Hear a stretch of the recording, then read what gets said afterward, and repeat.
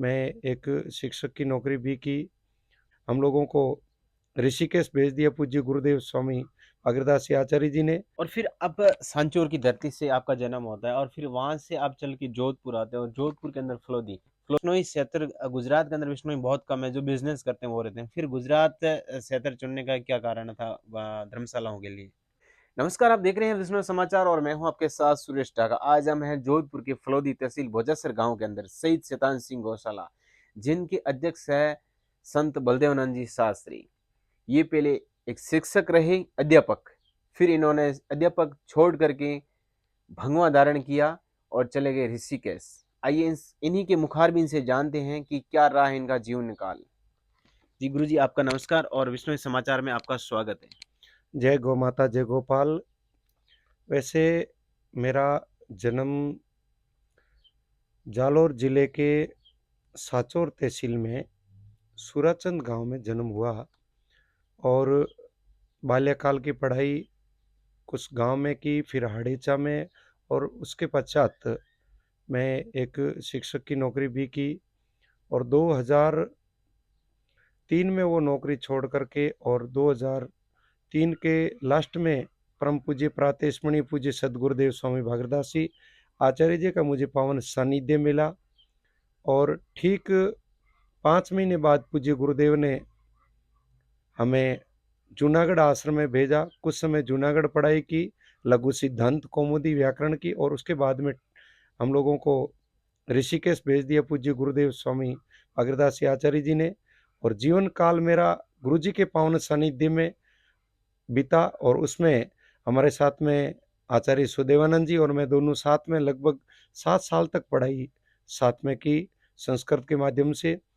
और फिर उसके बाद में मैं ऋषिकेश से वाराणसी चला गया और शास्त्री के बाद में आचार्य प्रथम मैंने कर लिए।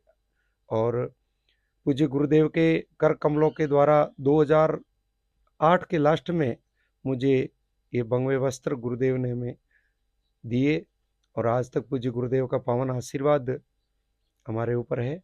और ठीक उसके पश्चात 2010 के लास्ट में गुजरात के सूरत शहर में 3 बीघा जमीन समाज के लिए, समाज के सहयोग से वो लेके और समाज को समर्पित की, जिसमें समाज का ही सहयोग है। ठीक उसके पश्चात 2014 में जो गुजरात के डीसा शहर में एक धर्मशाला समाज के सहयोग से लेकर के समाज को समर्पित की। और ठीक उसके पश्चात धीरे धीरे जीवन बीतता गया, पूज्य गुरुदेव का पावन सानिध्य मिलता रहा। और 2015 में हिरण रक्षार्थ शहीद शैतान सिंह के नाम से भोजासर फलोदी के अंदर गौशाला स्थापित की, जो 927 बीघा में 4 ट्यूबवेलों के माध्यम से और 40 आदमी यहाँ कार्य कर रहे हैं। 100 हिरण है, 250 खरगोश और 700 गौ माता की यहाँ सेवा हो रही। इस तरीके से ये मेरा जीवन बीता।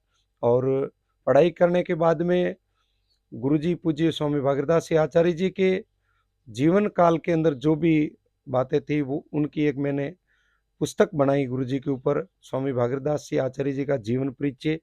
और कुछ भजनों की पुस्तकें छपाई, कुछ गौमाता की पुस्तकें छपाई।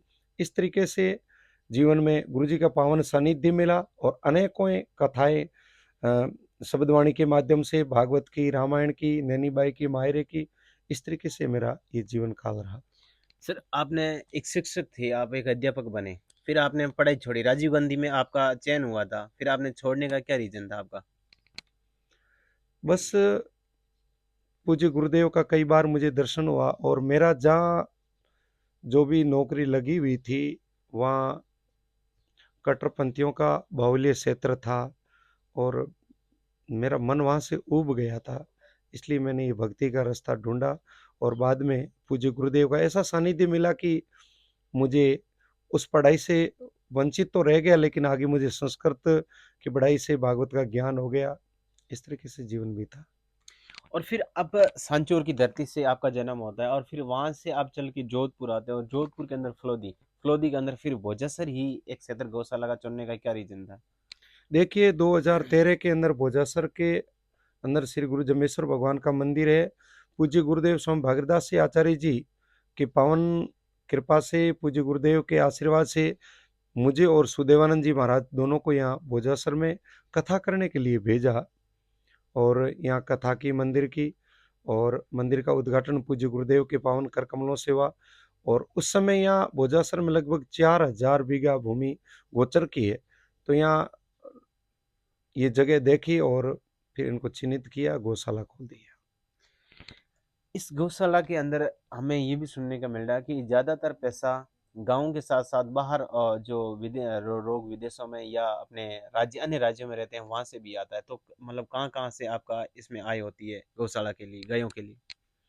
देखिए, सही शैतान सिंह गौशाला भोजासर इस फलोदी के लिए ज़्यादातर सहयोग भोजासर गांव से ही आता है। मुझे कहीं घरों में जाने की आवश्यकता नहीं रहती। अपने आप भोजासर, बियासर नज़दीक क्षेत्र के लोग अच्छा सहयोग देते।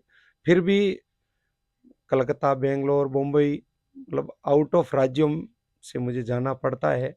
कभी-कभार यहाँ भेज ही देते हैं, ऐसा सिस्टम है। जो आप 2 धर्मशाला और 1 गौशाला चलाते हैं, तो 2 धर्मशाला है जो गुजरात के अंदर, तो आपने मतलब विश्नोई क्षेत्र गुजरात के अंदर विश्नोई बहुत कम है, जो बिज़नेस करते हैं वो रहते हैं। फिर गुजरात क्षेत्र चुनने का क्या कारण था धर्मशालाओं के लिए?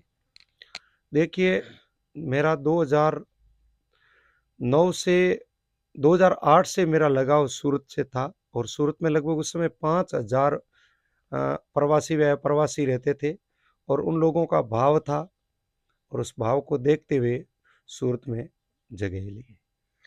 अब आगे आप इस गौशाला में कार्यरत है और 4000 बीघा ज़मीन है और गोचर भूमि है, तो अब इसको आगे इसमें और क्या खेती खेती या टुबेलें कुछ हैं, वो कुछ हो रहा है इसका?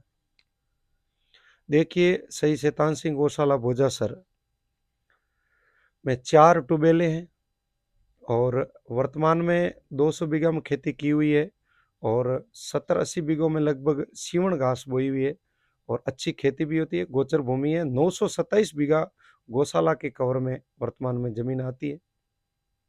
जी। ये थे बलदेवानंद जी शास्त्री, जिन्होंने गौशाला के बारे में और अपने जीवन काल में जो भी व्यतीत हुआ उसके बारे में बताने की कोशिश की। आप तक अगर ये वीडियो पहुंचा हो और वीडियो अच्छा लगा हो तो शेयर अवश्य करें, कमेंट करके बताएं कि आपको वीडियो कैसा लगा। जय हिंद, जय भारत।